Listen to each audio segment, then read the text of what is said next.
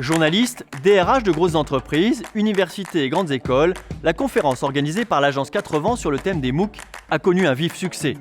Les MOOC, Massive Open Online Courses, traduisez cours en ligne ouverts à tous, constituent aujourd'hui un véritable enjeu tant pour les écoles que pour les entreprises. Pour le moment, on a beaucoup de nos élites, entre guillemets, qui vont aussi se former sur des MOOC américains.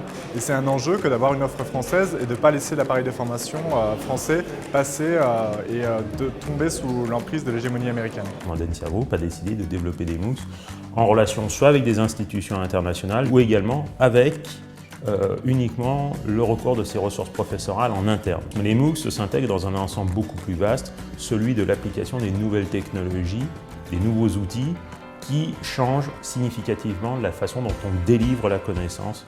L'enjeu pour les écoles, séduire les entreprises en leur offrant plus de lisibilité sur les formations et les compétences des futurs candidats. HEC est en train de travailler sur sa stratégie MOOC et les entreprises sont incontournables et donc nous devons préparer les MOOC, les cours que l'on présentera en ligne, bien entendu en accord et en partenariat avec les entreprises. On espère que les MOOC, ça va donner plus de lisibilité, notamment sur les diplômes et sur les certifications de ces diplômes. C'est-à-dire qu'aujourd'hui, la problématique d'un DRH, c'est que devant la multiplicité des diplômes, ça correspond à quoi au fond?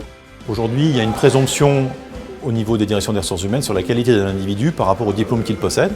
Demain, on va pouvoir aller beaucoup plus loin avec un vrai travail sur les compétences professionnelles des individus, parce que derrière les MOOCs, il y a toute une vraie révolution qui est celle véritablement de l'assessment des compétences. Utiliser toutes ces capacités des MOOC à amener en amont, c'est-à-dire les mettre à un niveau académique pour qu'après ils puissent vraiment utiliser toute la quintessence, la puissance de l'école d'ingénieur pour se former et faire de bons profils, ça pour nous c'est fondamental.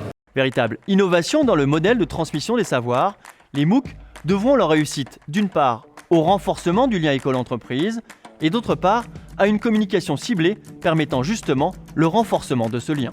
L'agence 80 aide à mener une politique de change au niveau des écoles bien entendu, mais également au niveau des entreprises et de leur marque employeur pour savoir comment ces nouveaux outils vont impacter leur stratégie évidemment, leur offre et tout ce qui fait l'écosystème du recrutement et de la formation des talents. Chez 80, nous avons beaucoup d'outils pour intervenir de manière efficace dans cet écosystème. D'abord, on connaît très bien les écoles, les universités.